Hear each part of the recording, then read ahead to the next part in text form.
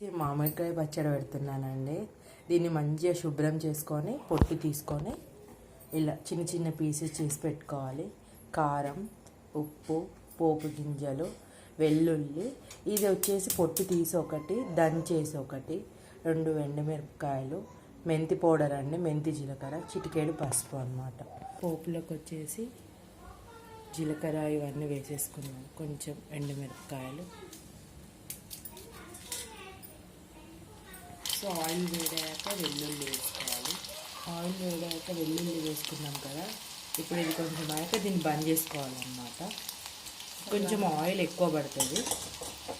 వేడి చేసాం కదా, ఇది చల్లారేదాకా వెయిట్ చేయాలి. కొంచెం పసుపు, మెంతి జీలకర్ర పొడి, 2 స్పూన్స్ కారం, వెల్లుల్లి దంచినవి కూడా వేసుకోవాలి, ఉప్పు, ఇవన్నీ తీసుకొని కలుపుకోవాలి.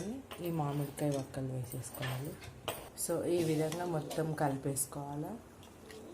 ఇది ఒక డే మాత్రం మూత పెట్టేసుకొని వదిలేస్తే మంచిగా ఊరుతుంది అన్నమాట. సో ఇది ఊరాక మనం తినేయడమే. ఎంతో కమ్మని మ్యాంగో పికిల్.